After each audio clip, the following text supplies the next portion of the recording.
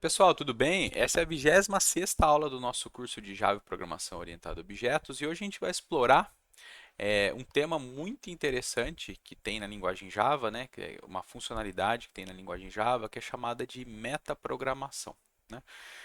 Qual que é a ideia da metaprogramação? Sempre que a gente vê esse prefixo meta, a gente tem que associar isso, né? O que ele significa, né? É que você está numa camada de abstração um nível acima ou vários níveis acima. Então você tem a programação e você tem a metaprogramação. Seria, vamos dizer assim, para simplificar, a programação da programação. Qual que é a ideia geral? É você poder, de certa forma, manipular a execução do teu programa durante a execução dele. Por exemplo, você descobrir determinada característica que está dentro de uma classe, algo desse tipo, tá certo? Como que em Java a gente consegue ter metaprogramação? É basicamente duas formas. Uma é através do processo de reflexão ou de introspecção de código, onde você, que eu falei, você consegue verificar, conferir o que tem dentro de uma classe em tempo de execução e você pode, inclusive, entre aspas, adulterar o funcionamento da classe, tá? Durante a execução do programa. E você tem as anotações que, no final das contas, estão associadas também ao processo de reflexão. Então, você consegue adicionar características às tuas métodos, a classes, atributos, enfim, várias coisas, através de algo que a gente chamado de anotação. A gente usou uma anotação em algumas vezes, chamada de override, lembra? Aquela anotação lá é uma anotação de tempo de compilação. O compilador usa ela para ter certeza de algumas coisas, né? Só que você pode criar suas próprias anotações. Eu acredito que isso, criar anotação, processar anotação, já foge muito do escopo aqui do curso, que é para ser uma coisa introdutória.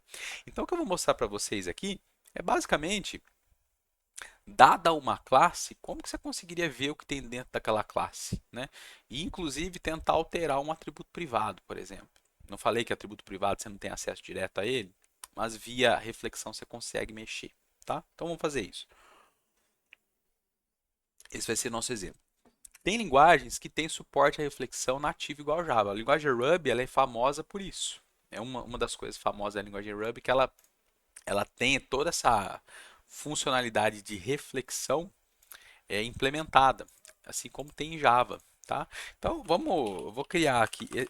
Esse é um conteúdo que não está no livro, tá? Ah, e outra coisa, inclusive, da aula anterior eu não dei exemplo de stream, né? Mas no material tem o exemplo, tá? Lá no livro tem, no capítulo de expressões lambda e streams, tem um exemplo de stream lá, um exemplo bem simplesinho também, tá bom? Então, vamos lá. Vamos criar nossa classe exemplo aqui, como sempre.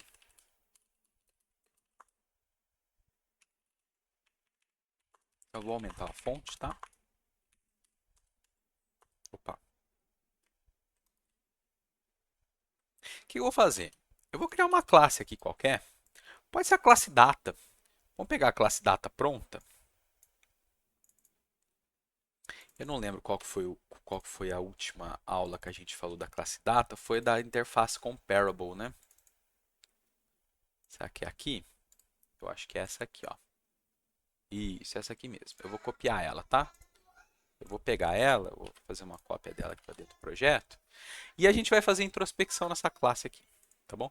Então aqui no método main, imaginem que você quer, por algum motivo, você quer transformar. Já ouviram falar em JSON? Vocês já ouviram falar em JSON? Se bem que aqui não vai dar tanta diferença. Um exemplo com JSON não faria muito sentido. Mas, enfim, vamos só verificar o que tem dentro da classe, certo? Então imagine que você tem essa classe data, que você não tem acesso a ela, só que você quer saber por algum motivo como ela está implementada. Você quer saber o nome dos atributos dela de fato que estão dentro do código, porque você tem acesso aos métodos, né? Get e set, mas você não sabe se o que representa o dia realmente é um inteiro dia, né? Se essa classe estivesse compilada, estivesse pronto para você utilizar. Então, como que você faz isso? É o seguinte: sempre que uma classe ela é carregada pelo class loader, a JVM, quando você utiliza uma classe no teu código, essa classe ela é carregada do disco, colocada na JVM e antes de você utilizar a classe, a JVM vai disponibilizar algumas informações dessa classe para o ambiente de execução. Só que você tem acesso a essas informações também. E como que você faz isso? Então, por exemplo, imagina que eu tenho um objeto data aqui, dessa forma. Essa data é a 1º de janeiro de 1970, né? Então, se eu imprimir ela aqui, vou colocar um S-out aqui antes, para a gente enxergar. Olha lá. Certo? Vamos supor que eu quero, então, fazer introspecção, né? Fazer a reflexão nesse objeto D aqui. Como que eu faria isso?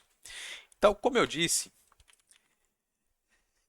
toda classe que entra em execução, vamos dizer assim, que ela passa a ser utilizada pela JVM, ela vai ter uma forma de você acessar os dados dela através de um método que chama getClass. Então, se eu puser D, pode ser o D, tá? Ou pode ser a própria data. Você vai acessar data.class ou então d.getClass, certo? Isso aqui retorna um objeto do tipo class. Então, até a classe tem um objeto que representa a classe. Então, class, que tipo de classe? Tipo data. Eu não posso fazer isso aqui, porque class é uma palavra reservada, né? Então, normalmente, quando você vê código que usa reflexão, o pessoal vai chamar a classe, a referência para a classe de class com K, tá? Então, isso aqui, aqui eu vou ter que passar um parâmetro genérico assim também, é isso? Espera aí. Espera aí, só um pouquinho, gente. Get class. Vamos sem ser genérico, assim mesmo, tá? Beleza? A partir daqui, esse objeto aqui, essa referência, vai estar apontando para um objeto do tipo class, que representa o que os objetos da classe data têm, certo? Deixa eu só ver o parâmetro genérico aqui. Eu sempre me confundo, pessoal, na ordem. Eu acho que agora está certo. Isso, é isso. Enfim, deixa assim mesmo. Eu sempre confundo, e para não ficar enroscado aqui, eu vou deixar dessa forma aqui mesmo. A partir daqui, a partir desse cara, você consegue extrair tudo quanto é informação, seja da classe, seja do objeto daquela classe. Então, class.get, vamos para getName. Vou imprimir o nome da classe. Olha lá, o nome da classe é data. Vou pegar outra informação aqui, get canonical name. Olha lá, data também. Get package name. Qual pacote que a classe data tá? Tá no pacote padrão, não tem pacote, não tem package aqui, né? Olha lá, pacote vazio. O que mais? Get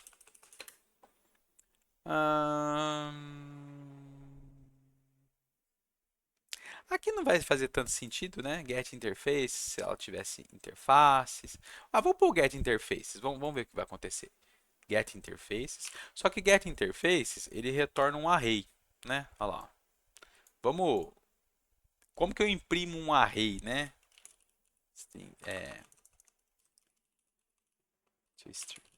Vamos ver se ele vai trazer a informação mais bonitinha pra gente. Opa, faltou um import.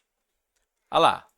Qual que é a interface que a classe data está implementando? Quais são as interfaces dela? Olha lá, interface comparable. Não é isso? Então você consegue extrair todo quanto é tipo de informação de uma classe que está em tempo de execução. Vamos pegar o nome dos atributos. Quer ver? Class.get. Quer ver? Get declared fields. Só que olha só. Aquilo ali vai retornar um array, certo? Então vamos pôr aqui field f class get declared fields. Vejam que isso aqui retorna um array do tipo field. Um array de fields. Né? Field é campo, né? Atributo da classe. Tem que dar o import, tá? Field. Olha qual que é o nome do pacote. reflect, de reflexão. Então, isso aqui retorna todos os campos declarados da classe que eu tô. Se eu der um sout aqui no F, vamos ver se ele tem um toString implementado, acho que ele tem. Olha lá, ó. Private int dia, private int mês, private int ano. E tem também aquele campo estático, né, privado, olha lá. Certo? Quer ver agora? Olha o que a gente pode fazer. Dado um campo, vamos falar se f getName, vamos imprimir um nome só para vocês verem o nome do getName.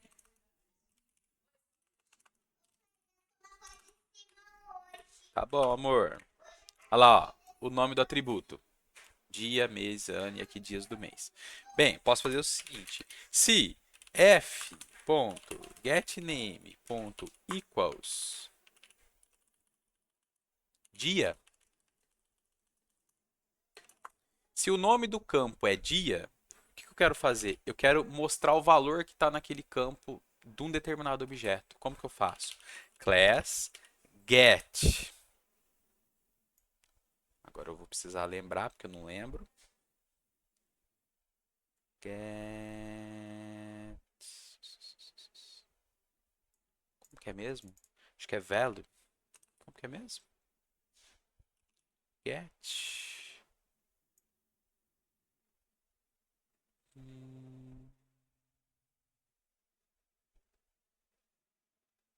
Ah, não. É pelo campo. F get value. Get value é só get. Get. Só get. Get. Get. E aí você passa o objeto. D. Então, do campo F, você vai obter o D. Só que ele lança uma exceção que chama Illegal Access Exception. Então, eu tenho que pôr um try aqui. Pode lançar, né?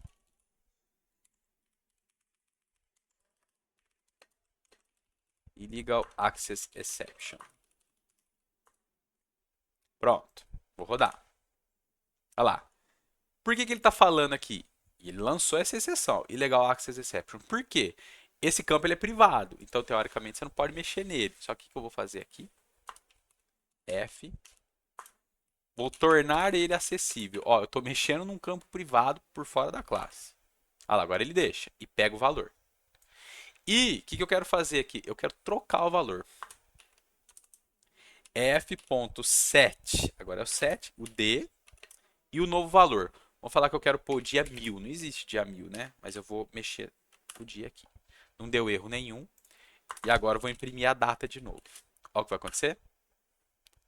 Data dia 1000. Certo? Você não deveria poder fazer isso, né? Mas você consegue através da reflexão. Você consegue mexer. Só que você tem que setar esse campo como acessível. Tá certo?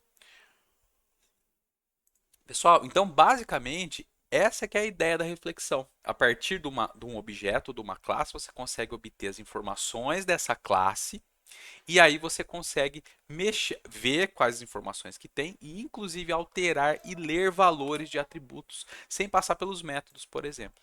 Tá bom?